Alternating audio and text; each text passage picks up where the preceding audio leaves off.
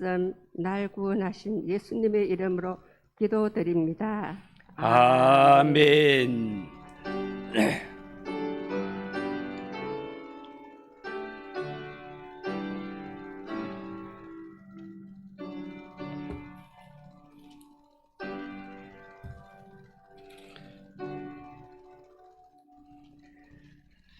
하나님 말씀, 구약성경 말라기 3장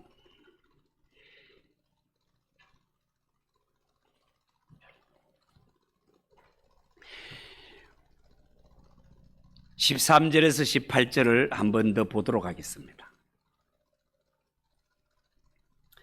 말라기 3장 13절에서 18절 한 절씩 교독합니다. 여호와가 이르노라, 너희가 완악한 말로 나를 대적하고도 이르기를 우리가 무슨 말로 주를 대적하였나이까 하는도다.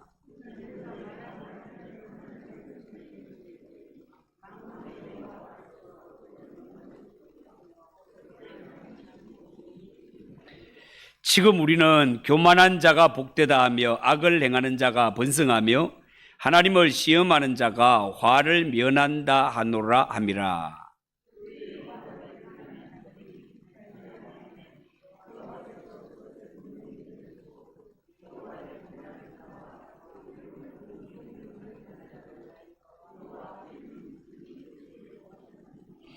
만군의 여호와가 이르노라, 나는 내가 정한 날에 그들을 나의 특별한 소유로 삼을 것이요 또 사람이 자기를 섬기는 아들을 아낌같이 내가 그들을 아끼리니.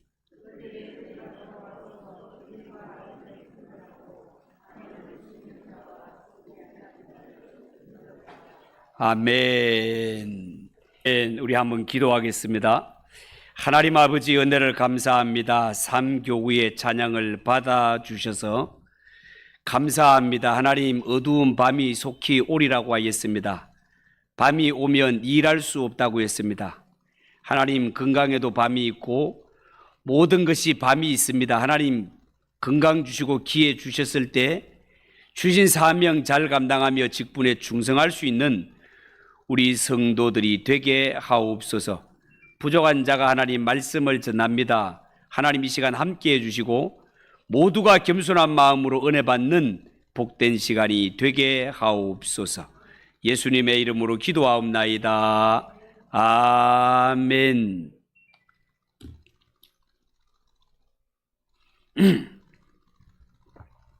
자, 오늘 읽은 이 말씀을 가지고 여호와를 경외하는 자들, 그런 제목으로 말씀을 전하겠습니다.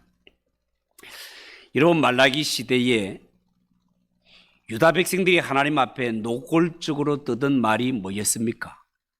14절 15절 말씀이었죠. 한번 보세요. 이는 너희가 말하기를 하나님을 섬기는 것이 헛되니 만군의 여호와 앞에서 그 명령을 지키며 슬프게 행하는 것이 무엇이 유익하리요?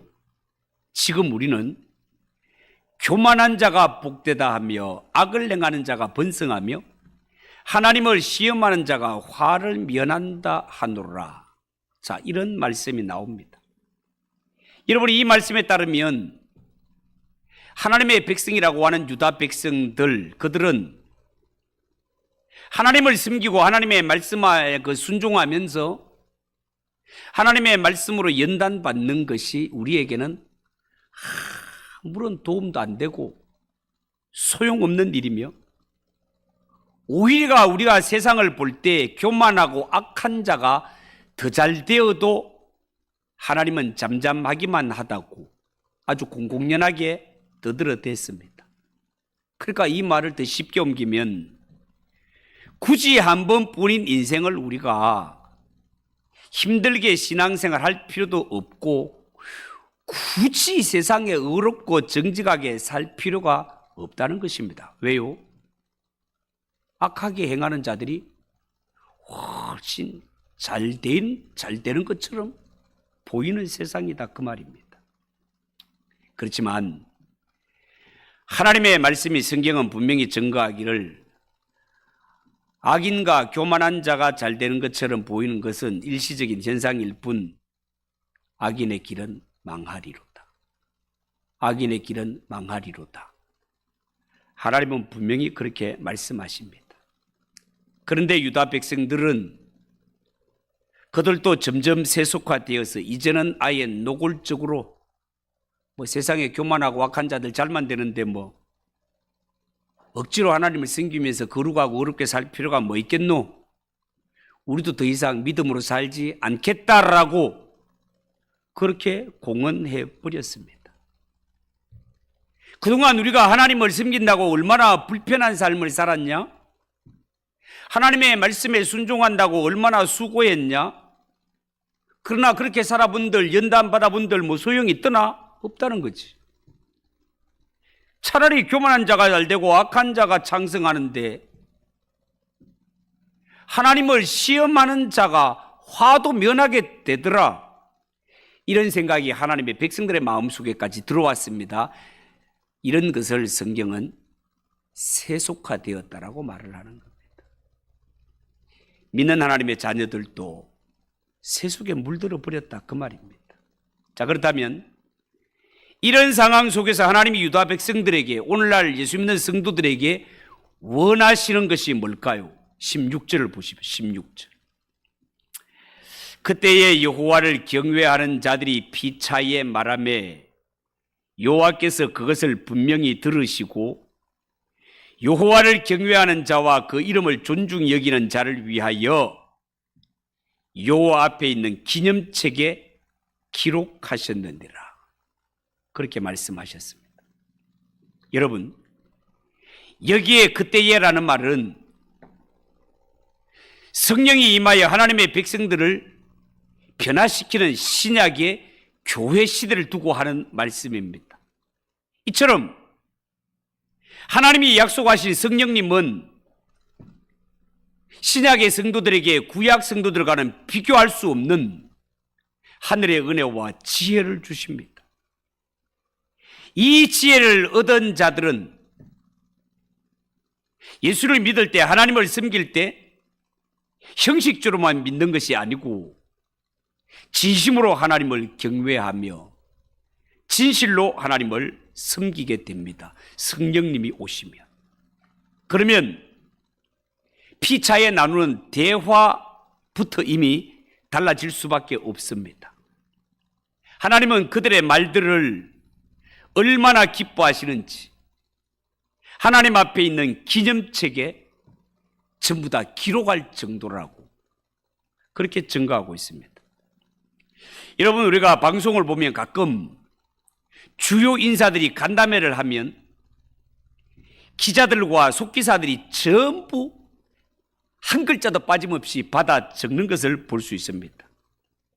이런 사람들은 공인이기 때문에 가끔 자신의 위치를 망각하고 사석에서 대수롭지 않게 내뱉은 말이나 술자리에서 함부로 한 말이 다음날 아침에 신문에 대서특필되는 경우도 세상에서는 볼 수 있습니다.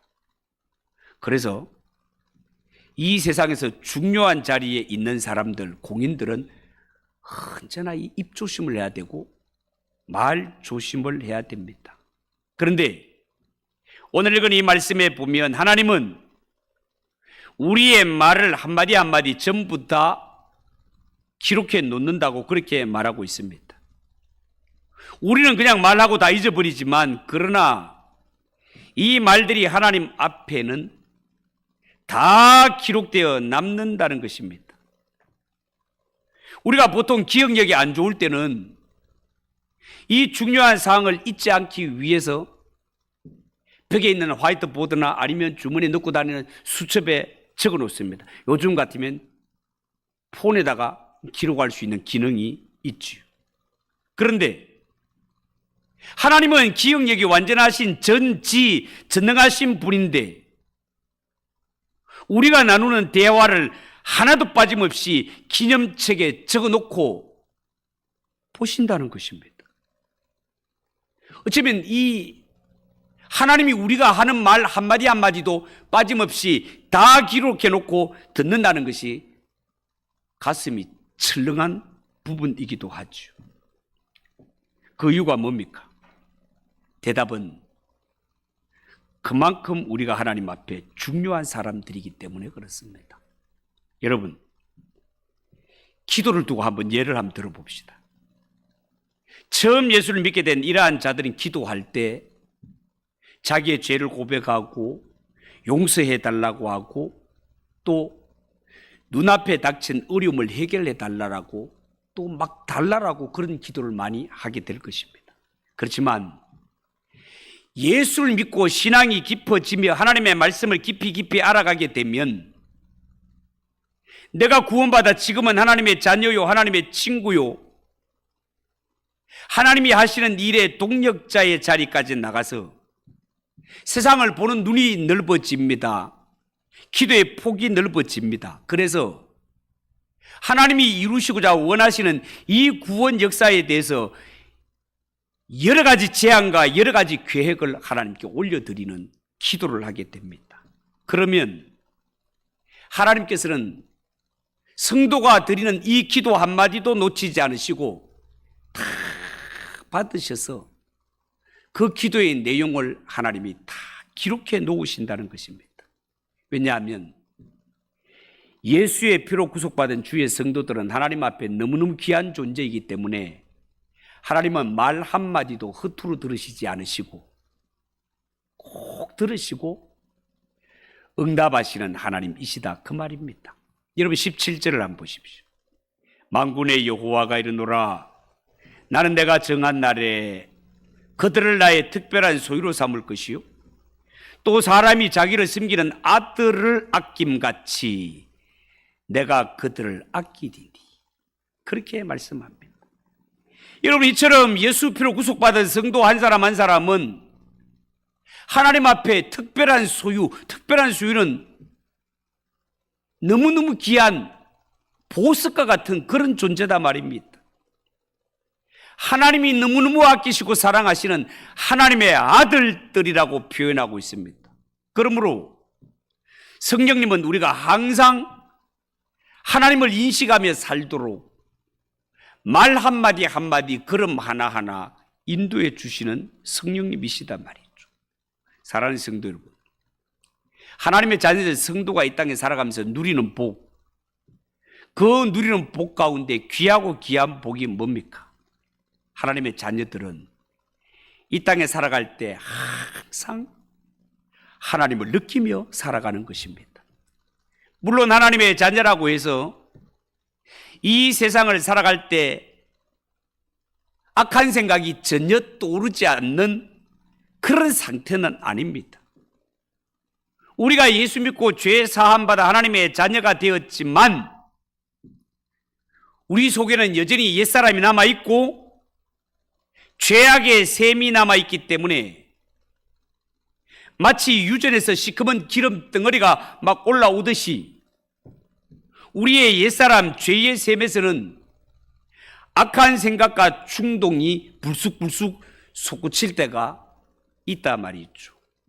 그러나 중요한 것은 예수 믿고 거듭난 심령들은 이런 것이 얼마나 위험하고 새 사람 된 우리에게는 어울리지 않는 모습이라는 것을 감지하고 할 수 있으면 우리의 생각이나 우리의 충동 속에 더럽고 악한 이런 것들이 생기지 않도록 청소해내기 위해서 힘쓰고 애써야 됩니다. 죄와 더불어 싸워야 된다 그 말이에요. 예를 들어서 우리가 살다가 어떤 날 내가 깨끗이 목욕하고 길거리를 가는데 재수 없으려고 하니까 새가 내 머리 위에 지나가면서 똥을 찍 싸가지고 머리 위에 떨어지는 수가 있습니다. 정말 재수 없는 날은. 그거는 뭐 정말 내가 재수 없어 이건 뭐 나를 탓할 일이 아니에요. 이건 그럴 때가 있는 거예요.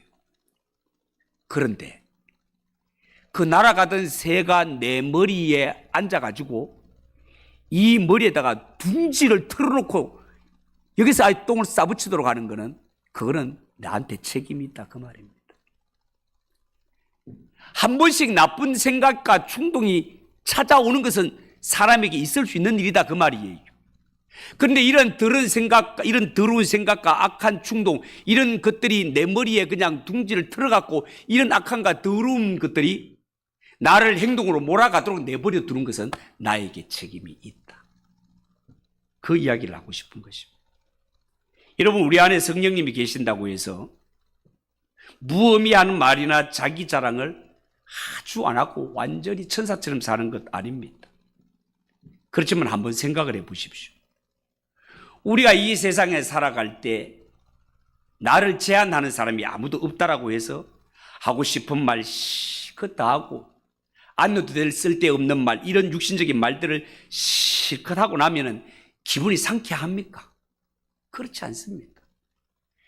우리 믿는 하나님의 자녀들은 해서는 안 될 말, 해서는 안 될 행동을 하면 시원한 것이 아니라 오히려 마음이 허망해집니다. 왜 그렇습니까?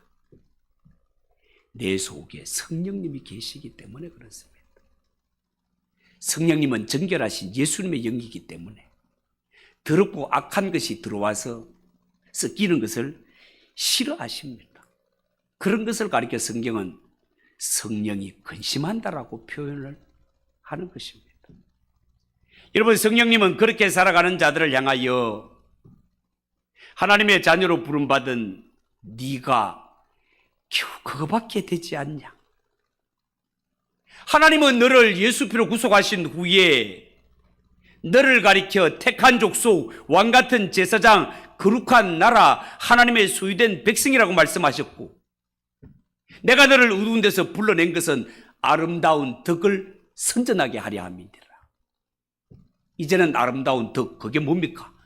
나는 죄로 말미암아 지옥에 떨어질 너무나 부끄러운 죄인이었는데 하나님이 예수 그리스도를 이 땅에 보내주셔서 내 대신 십자가를 지고 죽게 하심으로 말미암아 예수님의 그 피공로로 말미암아 지옥과 내가 변하여 하나님의 자녀가 되고 저 하늘을 물려받을 수 있는, 천국을 물려받을 수 있는 상속인이 되었다라는 거, 이게 아름다운 덕을 선전하는 것 아니겠습니까?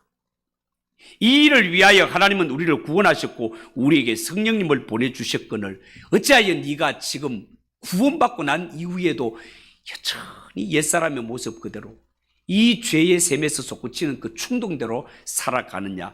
너는 그래서는 안 된다.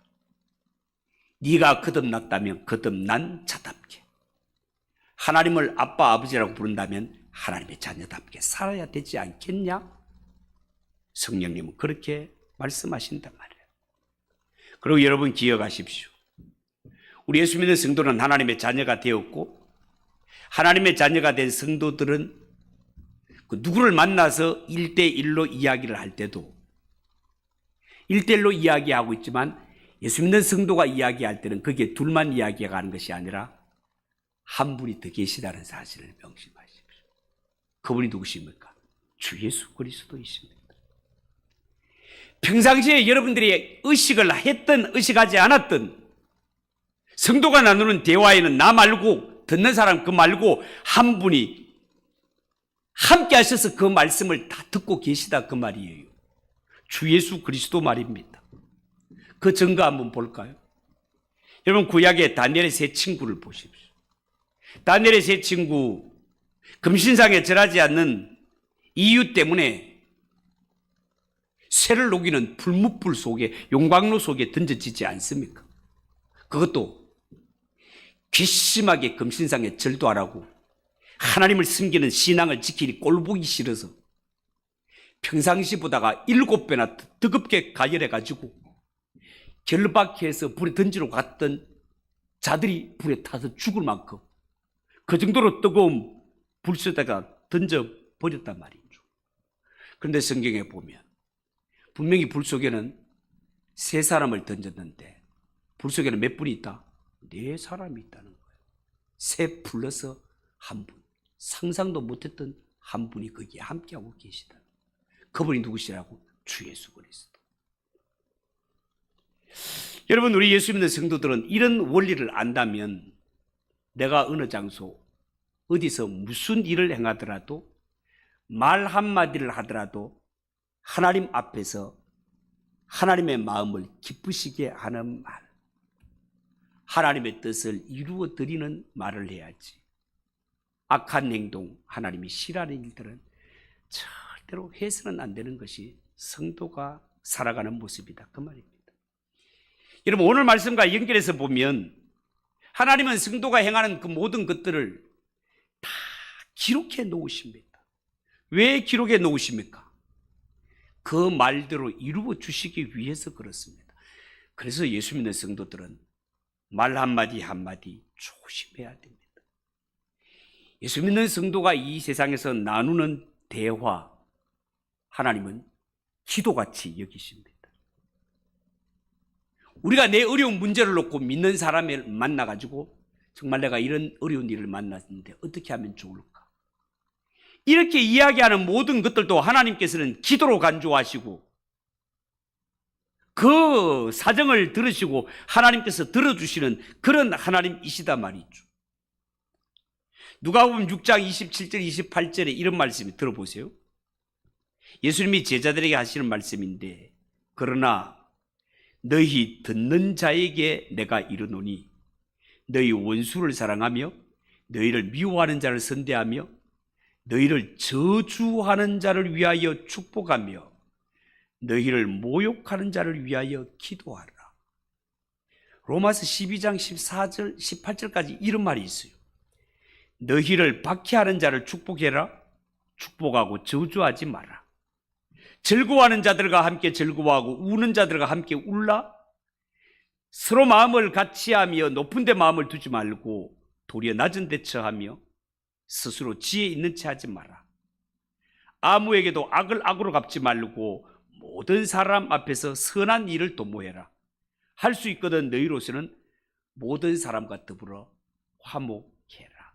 그렇게 말씀하십니다. 왜냐하면 하나님은 성도의 입에서 나오는 저주까지도 기도로 들으시고 그대로 행하시는 하나님이시기 때문에 그렇습니다. 믿는 자가 상대방을 위하여 저주를 했다면 그 저주가 실제로 임하게 될 것이고, 만약에 내가 오해해서 잘못 저주한 것이라면 그 저주가 나에게로 돌아오게 됩니다. 그렇기 때문에 성경은 저주할 자도 네가 저주하지 말고 오히려 그런 자를 불쌍히 여기라고. 성경은 그렇게 말합니다.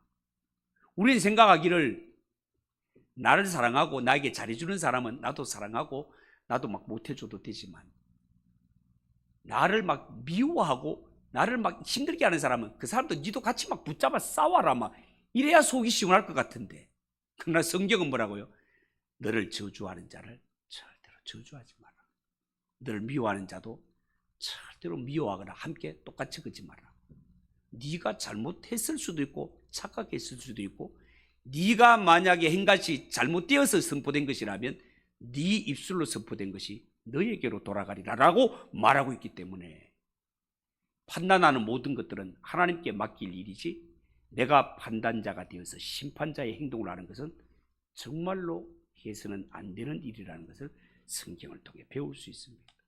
여러분, 하나님은 우리를 얼마나 소중히 여기셨는지, 때로는 우리가 기도의 말로 표현하지 않는 것까지도 하나님은 기록해 놓았다가 응답해 주실 때가 있습니다.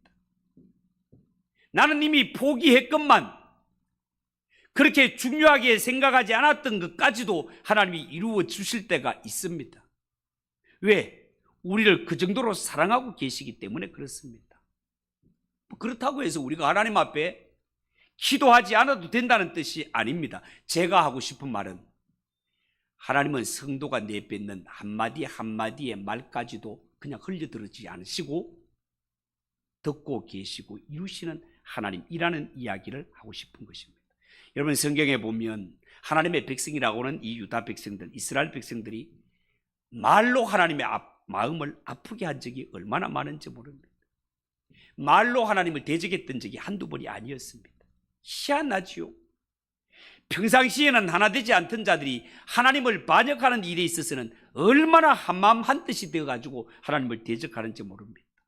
그런데 성령이 임하시게 되면 말로 하나님을 거부하고 대적하던 자들의 삶에 놀라운 변화가 일어나게 됩니다. 이제는 하나님을 의식하며 살기 때문에 이 평범한 대화 가운데도 하나님의 뜻에 합당한 말을 함으로써 하나님을 높이고 하나님께 영광 돌리는 말을 하게 됩니다. 여러분, 사람의 말은 절제함 없이 하고 싶은 말 다 뱉고 마음대로 막 할 때가 아름다운 것이 아니고, 사람은 그 말이 절제되고 따듬어져 나올 때가 아름다운 것입니다. 여러분, 성령으로 하는 말은 절제된 말이기 때문에 할 수 있으면 상대방을 세워줄 뿐만 아니라 하나님이 기뻐하시는 말을 하게 됩니다.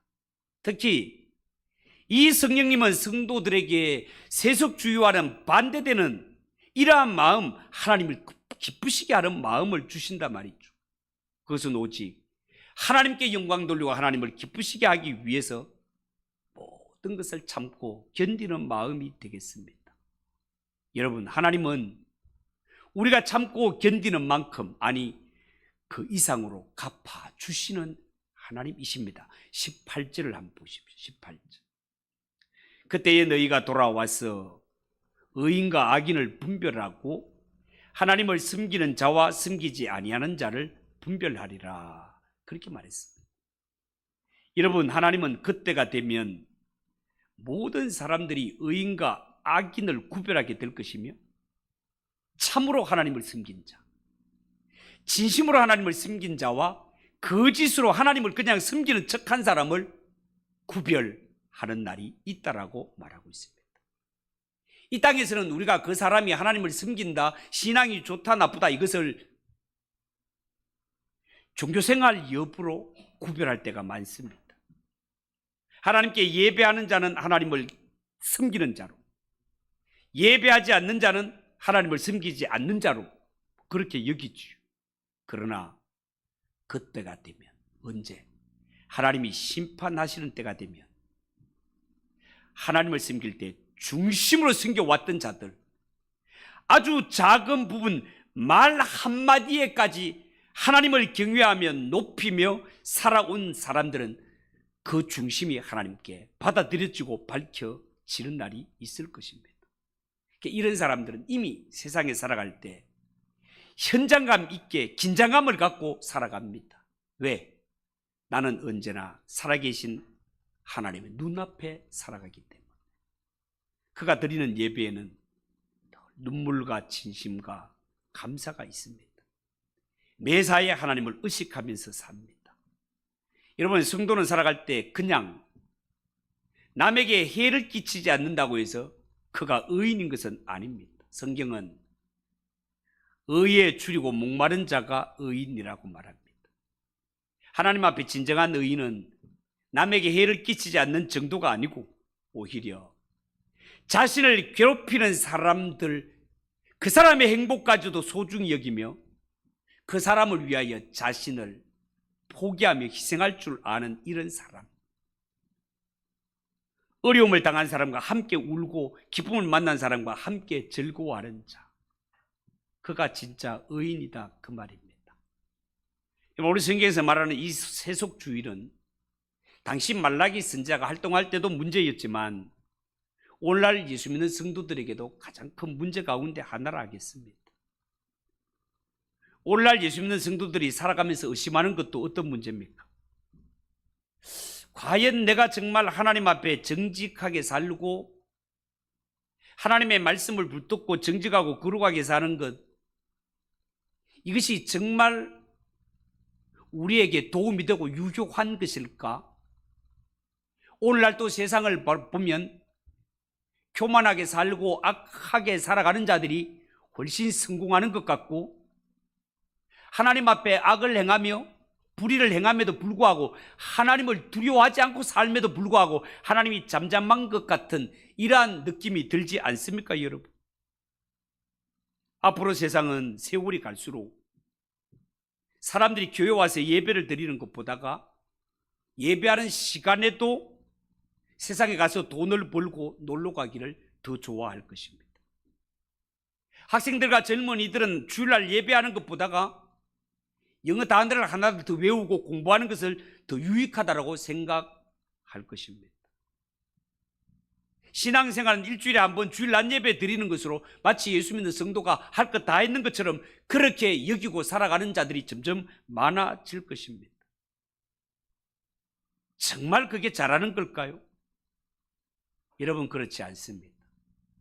그런 사람은 하나님의 나라에서 엑스트라 인생밖에 되지 않습니다. 지난번에 말씀드렸지만 요셉이 고난이 많고 요셉이 힘든 길을 가지만 하나님이 함께 하시는 길을 갔을 때 요셉이야말로 역사의 주역으로 하나님의 구속사에게 주인공으로 쓰임받는 것을 우리가 보게 됩니다. 하나님의 말씀은 우리에게 분명하게 약속합니다. 무엇을 약속합니까? 오늘을 참고 견디는 자, 그에게는 반드시 복된 내일이 준비되어 있지만 오늘 내 욕심대로 내 육신을 따라 살아가며 하나님 앞에 드려야 할 이러한 것들을 드리지 못하고 육신대로 살아가는 자, 복된 내일 글쎄요 라는 것입니다. 여러분, 기억하십시오.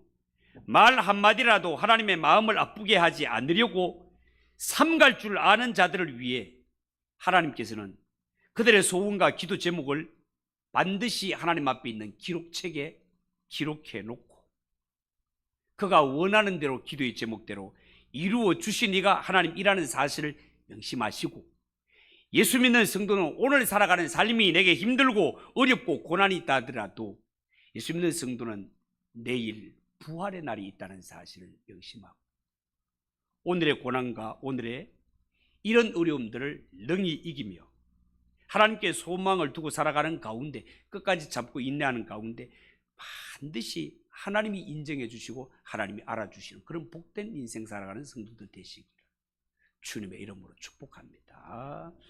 기도하겠습니다. 하나님 아버지, 은혜를 감사합니다.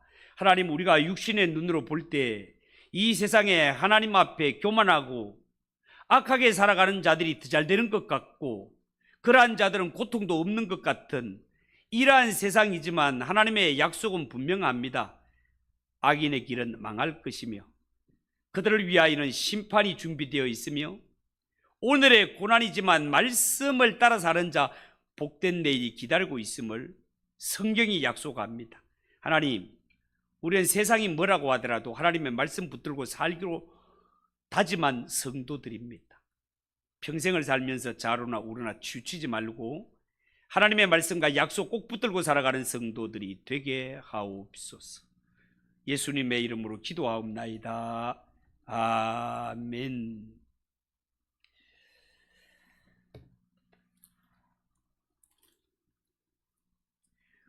우리 150장 찬송을 오늘 불렀으니까 우리 144장 찬송 부르겠습니다.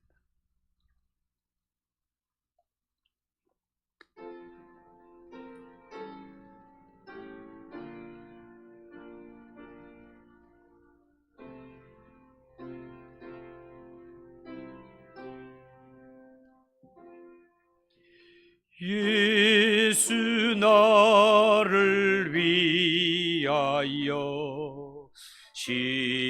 십자가를 질 때 세상 죄를 지시고 고초당하셨네.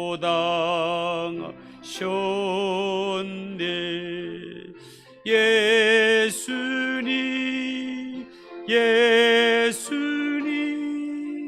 나의 죄 위하여 보배 피를 흘리니 죄인 받으소서.